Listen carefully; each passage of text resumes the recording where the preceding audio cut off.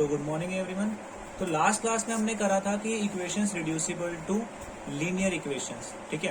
तो आज जो टॉपिक है ना, आज टॉपिक जो बहुत ज्यादा इंपॉर्टेंट है, that is your upstream downstream question से रिलेटेड करने वाला, that is upstream and downstream. देखना बच्चे 5 मार्क्स का या 6 मार्क्स का आपका क्वेश्चन ये वाला क्या है, बनता है एग्जाम में, अगर इस चैप्टर में से आया तो। अब क्या होता है स्ट्रीम्स का मतलब क्या होता है? स्ट्रीम का मतलब होता है वाटर की स्पीड। स्ट्रीम का मतलब क्या होता है? वाटर की स्पीड। सपोज एक वाटर है, वो इस डायरेक्शन में, रिवर है, वो इस डायरेक्शन में क्या कर रही है, फ्लो कर रही है आपके पास में, ठीक है। रिवर के अंदर जो वाटर का फ्लो है वो इस डायरेक्शन में है, और एक आपके पास में खड़ी हुई बोट है, ये ऐसे इस वे में ये बोट है, कुछ इस वे में अच्छे से बना देते हैं हम, ठीक है। अगर बोट वाटर के फ्लो की स्पीड इस डायरेक्शन में हुई और बोट की जो स्पीड है वो इसके जस्ट अपोजिट डायरेक्शन है, इसकी स्पीड यहां दिखा रहा हूं बच्चे, देखना, कुछ इस डायरेक्शन में हुई, मतलब ये ऐसे और ये वाली इस डायरेक्शन में, तो बोला जाता है अप स्ट्रीम। तो डाउन स्ट्रीम तो फिर आपको समझ में आ ही गया होगा कि ये आपकी स्ट्रीम चल रही है और ये आपकी क्या चल रही है, बोट की स्पीड चल रही है, स्ट्रीम, और यही आपके पास में क्या है, बोट है। तो देखना ध्यान से, इसका एग्जाम्पल है आपकी बुक में, और एग्जाम्पल नंबर आपको बता देता हूँ, just wait for a minute. देखो बहुत इंटरेस्टिंग टॉपिक है और बहुत ज्यादा अच्छे वाला भी है, तो इसलिए बहुत अच्छे से ध्यान से आपको इसको सुनना है, ध्यान से आपको क्या है समझना है, ठीक है। छोटा सा ही है, पर छोटा सा गए तो करने लगोगे तो मजा भी आएगा क्वेश्चन में। चलो देखते हैं क्वेश्चन में क्या बोला गया। क्वेश्चन में बोला गया कि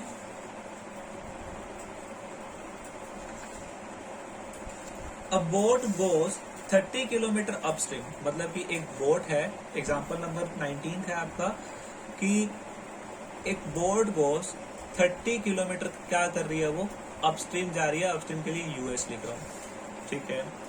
एंड 44 किलोमीटर डाउन स्ट्रीम, और वो 44 किलोमीटर जा रही है किसमें, डाउन स्ट्रीम। अब बोला गया इन 10 आवर्स एंड 13, ओके, मतलब कि 30 किलोमीटर अपस्ट्रीम जा रही है और 44 किलोमीटर डाउनस्ट्रीम जा रही है, कितने टोटल टाइम लगा उसको, 10 आवर्स। चलो ठीक है। अब क्या बोला गया, इन 13 hours it can go 40 kilometre upstream and 55 kilometre downstream. मतलब अब उन्होंने क्या बोला कि 40 किलोमीटर अपस्ट्रीम जा रही है और 55 किलोमीटर डाउनस्ट्रीम जा रही है, पर अब इन्होंने क्या दे दिया, टाइम बढ़ा दिया, और टाइम क्या दे दिया आपको, दैट इज 13 आवर्स, ठीक है। तो ना अब हमें पता है, आप 9th क्लास में फॉर्मूला करके आए थे, that is distance is equal to speed upon में टाइम होता था क्या, बोलो, ठीक है, होता था। तो यहाँ से टाइम की वैल्यू निकालना, टाइम की वैल्यू आएगी स्पीड अपॉन में, सॉरी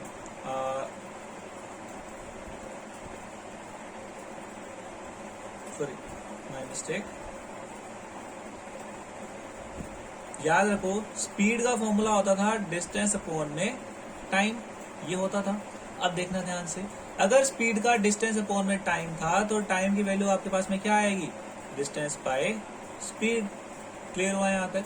तो देखना ध्यान से, आपको जो ये टाइम दे रखा है ना, ये इन दोनों का साइमल्टेनियस दे रखा है, मतलब इसके लिए कुछ ना कुछ अलग टाइम टेबल होगा, इसके लिए कुछ ना कुछ अलग टाइम टेबल होगा, और लेकिन इनको जब कंबाइन करके आप करोगे तो आपके पास में क्या दे रखा है, 10 आवर्स।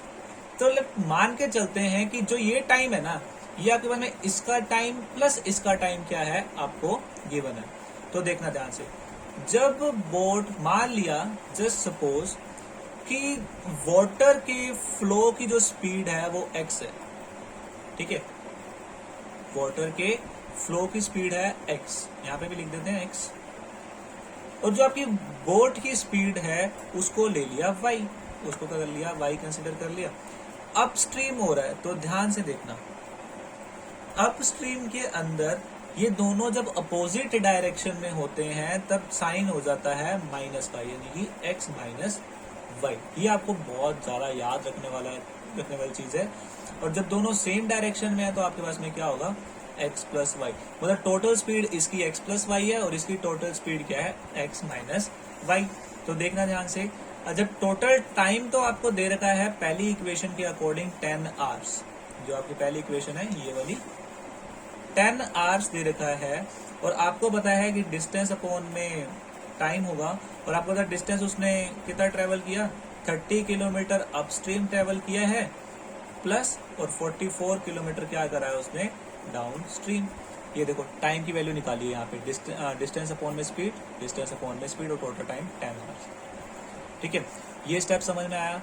फिर उसके बाद में जो नेक्स्ट स्टेप आता है ना, देखो इस दूसरी इक्वेशन के लिए आप करोगे, दूसरी इक्वेशन के लिए, तो दूसरी इक्वेशन के लिए क्या होगा, 40 अपॉन में x minus y plus 55 upon में x प्लस वाई। याद करो, जब भी दो वेरिएबल आपको सेम सेम जगह दिख रहे थे तो आप इनको a भी सपोज करते थे। तो देखना ध्यान से, अब हमने क्या सपोज करा, let 1 by x minus y is equal to a and 1 by x plus y is equal to b. कल याद करो हमने क्वेश्चंस करे थे, equation reducible to pair of linear equations, याद आया? देखो ध्यान से, अब क्या करा हमने, जब इसको ए बी में कन्वर्ट करा तो ये तो पहली इक्वेशन तो होगी जो आपके पास में ये वाली इक्वेशन थी 30a plus 44b is equal to 10, और दूसरी होगी आपके पास में 40a plus 55b is equal to, sorry 10 नहीं, यहाँ पे 13 आएगा आपके पास में, तो 13 आंसर। अब देखना ध्यान से, अब आपको एक चीज बताई थी, कोई मर्जी मेथड से कर सकते, डिपेंड्स अपॉन यू। चलो सब्स्टिट्यूशन मेथड से ट्राई करते हैं।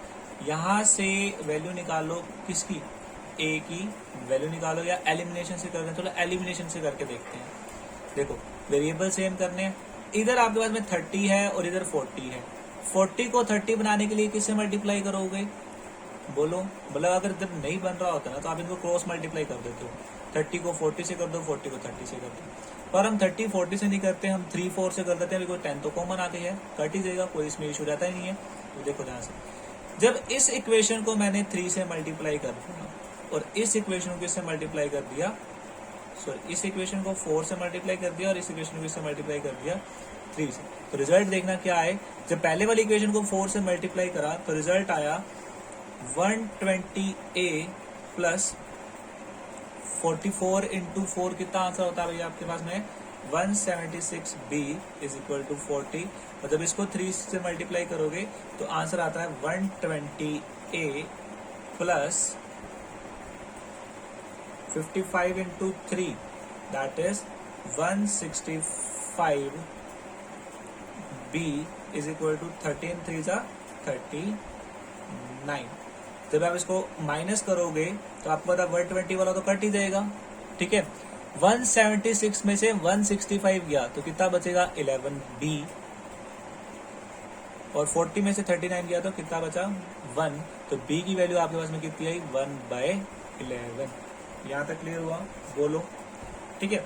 अब इसी वे में ना आपको किसकी वैल्यू निकालनी है, a की वैल्यू निकालनी है, ठीक है। और a की वैल्यू आपको क्या बताया था, सब्स्टिट्यूट कर दोगे, तो सब्स्टिट्यूट कर दोगे तो आपके पास में क्या आ जाएगा, रिजल्ट आ जाएगा। चलो चेक करते हैं क्या रिजल्ट आएगा। जब b की वैल्यू 1/11 आप पुट करते हो यहाँ पे, इस इक्वेशन पुट कर दो, किसी में भी कर सकते हो, आपकी चॉइस है, 4 इक्वेशन है। सपोज मैंने इस इक्वेशन में पुट करी, जो b की वैल्यू थी आपके पास में 1/11, तो मेरे पास में इक्वेशन क्या थी 30a प्लस 44b, b की वैल्यू आपने 1/11 पुट कर दी यहाँ पे, और इधर क्या रहा 10, ये तो कट गया 4 से, 4 इधर आके क्या हो जाएगा माइनस हो जाएगा, तो 10 माइनस 4 इज 6, तो a की वैल्यू कितनी आई 6/30 यानी कि 1/5। अब आपको पता है कि हमने मान के क्या चले थे, 1/x माइनस वाई की वैल्यू अगर 1/a थी तो a की वैल्यू 1/5 आई है। सिमिलरली 1/x प्लस वाई की वैल्यू आपके पास में b थी और b की वैल्यू आई है 1/11। तो देखो ध्यान से, x माइनस वाई की वैल्यू तो आपके पास में कितनी आई 5, क्रॉस मल्टीप्लाई करोगे, और x प्लस वाई की वैल्यू आपके पास में कितनी आई 11। क्या बताया था, जब वेरिएबल सेम हो, साइन इंटरचेंज हो, तो दोनों को क्या करते थे हम, ऐड करते थे।